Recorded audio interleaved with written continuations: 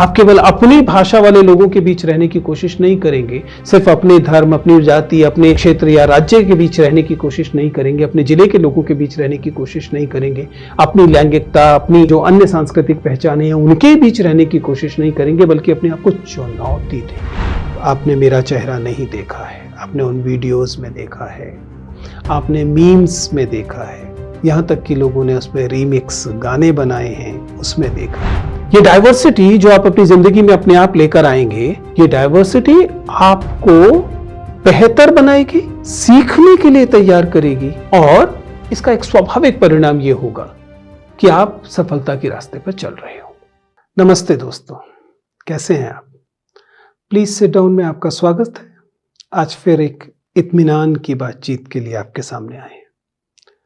आपको याद होगा प्लीज सिट डाउन विषय पर जब हम लोगों ने चैनल शुरू किया था, तो उसकी शुरुआती एक वीडियो में मैंने बताया था कि इसका नाम प्लीज सिट डाउन क्यों है।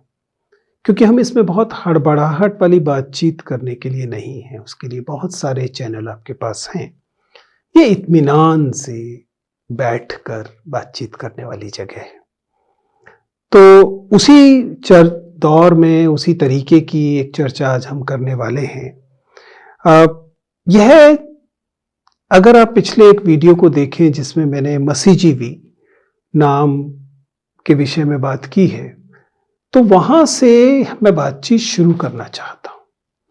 अगर आप देखें कि मेरी सोशल मीडिया पर जो शुरुआत हुई थी एक ब्लॉग से जिसका नाम मसीजीवी था, उस ब्लॉग के दौरान हम लोगों ने एक बड़ी बहस हिंदी के सोशल मीडिया, उस समय ब्लॉग हुआ करता था, उसमें देखी थी, जहां मैं लगातार इस बात के लिए आग्रह कर रहा था कि लोगों को उनके मुखौटों में रहने दिया जाए, लोगों को उनके चेहरे दिखाने के लिए विवश न किया जाए। दरअसल अगर आप इस फोटो को देखें जो आपके स्क्रीन पर आ रही है, तो आप पाएंगे कि उस ब्लॉग में मैंने बाकायदा एक तस्वीर डाली थी अपने परिवार की, जिसमें हम लोगों ने मुखौटे पहने हुए थे। ऐसा क्यों था? क्योंकि मुझे ये लगता था कि एनोनिमिटी, गुमनामता, एक अहम मूल्य है जिसकी रक्षा की जानी चाहिए, प्राइवेसी की, निजता की रक्षा की जानी चाहिए।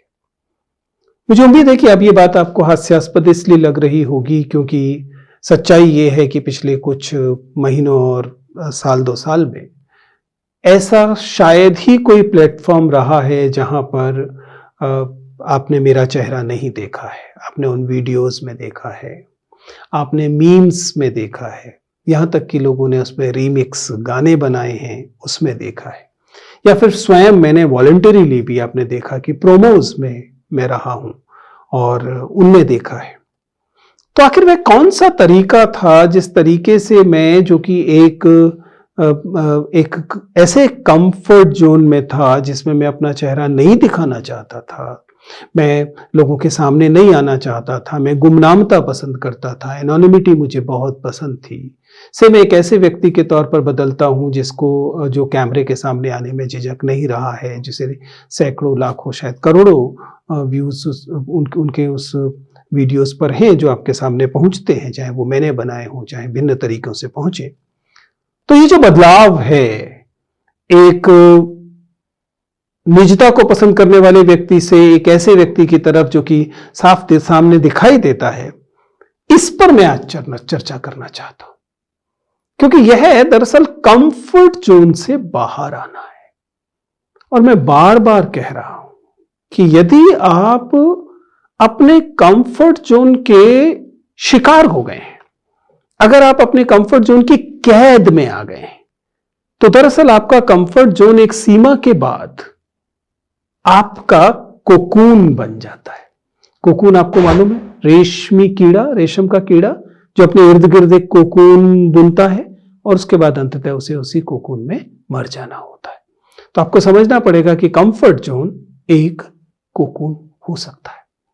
तो फिर सवाल उठता है कि ये कंफर्ट जोन है क्या और इससे कैसे बाहर आया जाए। तो सबसे पहले हम इस कंफर्ट जोन को समझना शुरू करते हैं, क्योंकि यह केवल व्यक्तिगत चयन नहीं है, मेरा आपसे अनुरोध है कि इस बात पर विचार करें कि आप अपने कंफर्ट जोन की पहले तो पहचान करें। वे कौन सी जगह है जहां पर रहना आपको पसंद है, जहां आप सुरक्षित महसूस करते हैं। सुरक्षा अहम है, जिससे बाहर जाने में आपको हिचकिचाहट होती है, भय लगता है, झिझक होती है। अगर आप इस बाउंड्री को पहचान पा रहे हैं, अगर आप इस चार दीवारी को पहचान पा रहे हैं, तो आप समझ सकते हैं कि सांस्कृतिक या ऐतिहासिक तौर पर आपको एक कंफर्ट जोन दिया जाता है। ये अलग अलग समूहों को दिया जाता है, अलग अलग व्यक्तियों को दिया जाता है। मसलन अगर आप स्त्रियों के कंफर्ट जोन की बात करें तो आप जानते हैं कि स्त्रियों को चार दीवारी नाम का एक कंफर्ट जोन दिया गया है। बताया गया कि आप वहां सबसे सुरक्षित रहेंगी। यहां तक कहा गया कि आपकी सुरक्षा के लिए जरूरी है कि आप अपने आप को टाइम और स्पेस में इसी जगह पर बांध लें। और यह केवल बाहरी तरीके से दिया गया का मामला नहीं है। सोशलाइजेशन की प्रक्रिया में एक समय के बाद कंडीशनिंग का वह स्तर हो जाता है कि आप दरअसल इस कंफर्ट जोन में बंधे रहना अपने आप को पसंद करने लगते हैं। ऐसी स्त्रियां हैं, आप भी मिले होंगे, जिनसे अगर कहा जाए कि आप पर्दा मत कीजिए, आप बुर्का मत पहनिए, आप घर की चार दीवारी से बाहर आइए, इससे आपकी जिंदगी फैलेगी, बढ़ेगी, आपको इससे नई दुनिया देखने को मिलेगी, तो वे इसको रेजिस्ट करती हैं। उन्हें बुरा लगता है कि अगर उनसे कहा जाए कि अगर आप पर्दा नहीं करेंगी तो ये अच्छी बात होगी, या उनके ऊपर जो अन्य बंधन, यानी कि वे बंधन एक सीमा के बाद आपका कंफर्ट जोन बन जाते हैं। यही कंफर्ट जोन का समाजशास्त्र है और यही कंफर्ट जोन का मनोविज्ञान भी है। और जब तक आप इस कंफर्ट जोन को ट्रांसेंड नहीं करते, इसका अतिक्रमण नहीं करते, तब तक आपकी तरक्की के, आपके दृष्टिकोण के विस्तृत होने के रास्ते बंद रहते। अगर मैं जोन्स के लेवल पे बताने की कोशिश करूं तो सबसे अंदर एक कंफर्ट जोन होता है जिसमें हमें लगता है कि हम सुरक्षित हैं। लेकिन इस कंफर्ट जोन के एकदम बाद एक जोन होता है जिसे हम फियर जोन कहते हैं। फियर जोन का मूल मतलब यह है कि हम कंफर्ट जोन में इसलिए बंधे रहते हैं क्योंकि इससे बाहर निकलने में हमें डर लगता है। ये तमाम किस्म के डर हो सकते हैं, ना देखे हुए के डर, आशंकाओं के डर, असफल हो जाने के डर, खुद को नुकसान पहुंचने के डर, भौतिक तौर पर, आर्थिक तौर पर नुकसान पहुंचने के डर, या जो अब तक आपके पास है उसे खो जाने का डर। इन तमाम डरों की वजह से आप लगातार कंफर्ट जोन में रहना चाहते हैं और इस फियर जोन में कदम नहीं रखना चाहते। इस फियर जोन की मजेदार प्रकृति यह है कि यह शुरुआत में ज्यादा होता है, लेकिन जैसे जैसे आप कंफर्ट जोन से दूर होते जाते हैं ये कम होता जाता है। इसका मतलब है कि अगर आप एक बार कंफर्ट जोन से बाहर आने का तय कर लें, मान लीजिए आपको परेशानी है कि आप अपने शहर से बाहर नहीं जाना चाहते, तो फिर आपको अगर शहर से 50 किलोमीटर दूर भी जाना होगा तो आप 50 बहाने बनाएंगे, यहीं रह लेते हैं, फोन से काम चल जाएगा, क्यों जाना है। लेकिन अगर आप एक बार जाना शुरू करें, आप एक बार कदम बाहर निकालें, तो धीरे धीरे आपको वो सहज लगने लगेगा। तो हो सकता है कि पहले 50 किलोमीटर वाली यात्रा आपके लिए ज्यादा मुश्किल हो और उसके बाद आपको 150 किलोमीटर दूर जाना हो, तो वो अगर वो बाद में हुई है तो हो सकता है वह आसान वाली। ये तो मैंने भौतिक तौर पे कहा, लेकिन इसका एक बड़ा हिस्सा दरअसल मेंटल है।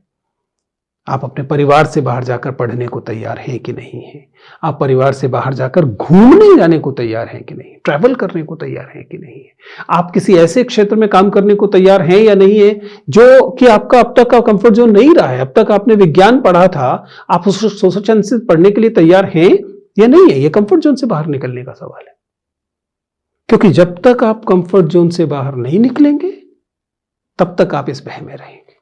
लेकिन एक बार आपने इस फियर जोन को क्रॉस कर लिया, तब दरअसल वह जोन शुरू होता है जिसे हम लर्निंग जोन कहते हैं, सीखने का जोन कहते हैं।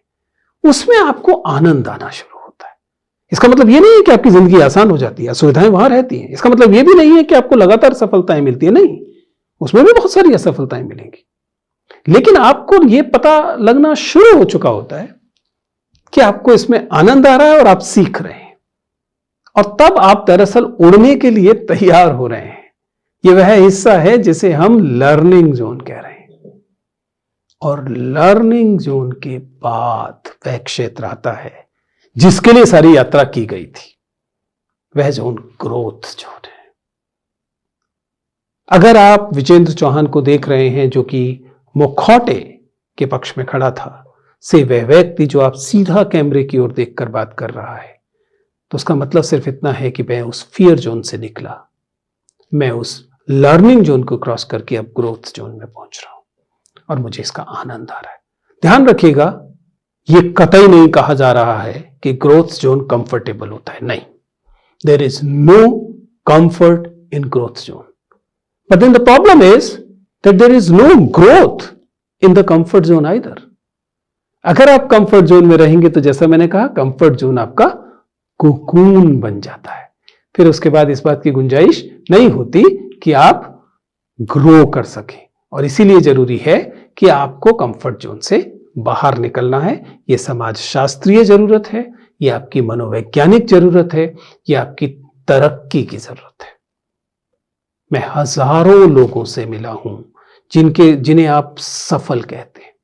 वे अलग अलग प्रतियोगी परीक्षाओं में थे, वे अलग अलग नौकरियों में थे, वे अलग अलग जगहों पर थे, लेकिन इनमें से एक भी व्यक्ति ऐसा नहीं था जो अपने कंफर्ट जोन में रहा और सफल हुआ। खोज कर देखिए, मुझे यकीन है कि आप एक व्यक्ति पूरी दुनिया में खोज कर नहीं ला पाएंगे जो लगातार कंफर्ट जोन में रहा और आप उसे सफल व्यक्ति की तरह पहचानते, क्योंकि कंफर्ट जोन की पहचान ही ये है कि उसे सफलता से भी भय लगेगा। सफलता एक कंफर्टेबल प्लेस नहीं है। इसलिए आपके व्यक्तित्व के विकास के लिए भी बहुत जरूरी है कि वे सारी चीजें जिनसे आपको भय लगता है, फियर जोन याद कीजिए, आपको उनमें कदम रखना चाहिए। आपको पब्लिक स्पीकिंग से डर लगता है तो पब्लिक स्पीकिंग कीजिए। आपको ट्रैवल करने से डर लगता है, ट्रैवल कीजिए। आपको रात से डर लगता है, अंधेरे में निकलिए। आपको किसी विषय विशेष से डर लगता है, उस विषय को पढ़िए। यानी कि वे तमाम चीजें जो आपको कंफर्ट जोन में बांधे रख रही हैं, आपको उनसे परे निकलना चाहिए। क्योंकि जिन लोगों को आप कंफर्ट जोन से बाहर निकलते हुए देखते हैं, चाहे वे सफल हों या असफल हों, लेकिन वे कम से कम अपने भय पर जीत पाए होते हैं और वे लर्निंग जोन तक पहुंचे होते हैं, कम अगर वे उससे आगे नहीं भी जा पाए। दूसरा ये ध्यान रखिएगा, ये एक छलांग का मामला नहीं है, ये एक दिन का मामला नहीं है। बिना कंफर्ट जोन से निकले आपकी तरक्की की, ग्रोथ की यात्रा शुरू नहीं होगी। लेकिन ये वन वे रास्ता है, आपको इससे निकलकर और आगे ही जाना होगा। थोड़ी सी बात उन लोगों के लिए जो प्रतियोगी परीक्षाओं जैसी चीजों की तैयारी कर रहे होते हैं। आपने भी अपने कंफर्ट जोन बनाए होते हैं। मसलन आप अपने शहर में थे, आप शहर से निकलने को इसलिए तैयार नहीं थे कि शहर में परिवार है, खाने पीने का इंतजाम है, सुरक्षा है, दोस्त हैं, इत्यादि इत्यादि। लेकिन आप में से वे लोग जो इस कंफर्ट जोन से निकलकर उन शहरों तक पहुंचे जिन शहरों में इस तरह की तैयारी के लिए बेहतर जगहें थीं, दिल्ली, इलाहाबाद या दूसरे भी जो भी शहर रहे होंगे, वहां जाकर आपने पाया कि अगर आप अपने शहर में रहते तो इस बात की आशंका थी कि आप उस एक बड़े इकोसिस्टम से अपने आप को वंचित कर रहे होते, जो इकोसिस्टम जरूरी था इस तरह के। इसी तरीके से वे लोग जो यहां पहुंच गए, वे पहुंचने के बाद दिल्ली या मुंबई या किसी भी बड़े शहर में पहुंचने के बाद भी अगर फिर से वैसा ही कंफर्ट जोन खोज रहे हैं जैसा कि उनके अपने जिले या राज्य में उनके पास था, तो आप एक बड़ी गलती कर रहे हैं। आपको उन्हीं सुविधाओं को, उन्हीं कंफर्ट को नहीं खोजना है यहां पर, बल्कि अपने आप को चुनौती देनी है। You have to challenge yourself कि आप इस कंफर्ट जोन के बाहर सीखेंगे। आप केवल अपनी भाषा वाले लोगों के बीच रहने की कोशिश नहीं करेंगे, सिर्फ अपने धर्म, अपनी जाति, अपने क्षेत्र या राज्य के बीच रहने की कोशिश नहीं करेंगे, अपने जिले के लोगों के बीच रहने की कोशिश नहीं करेंगे, अपनी लैंगिकता, अपनी जो अन्य सांस्कृतिक पहचानें हैं उनके बीच रहने की कोशिश नहीं करेंगे, बल्कि अपने आप को चुनौती देंगे। ये चुनौती आपकी अब तैयारी होगी अपने कंफर्ट जोन से निकलने की। और तब आप पाएंगे कि आप इस चुनौती के परिणाम स्वरूप आप तैयार हुए नई चीजों के लिए। ये डाइवर्सिटी जो आप अपनी जिंदगी में अपने आप लेकर आएंगे, ये डाइवर्सिटी आपको बेहतर बनाएगी, सीखने के लिए तैयार करेगी, और इसका एक स्वाभाविक परिणाम यह होगा कि आप सफलता के रास्ते पर चल रहे होंगे। इसलिए challenge yourself to come out of your comfort zone.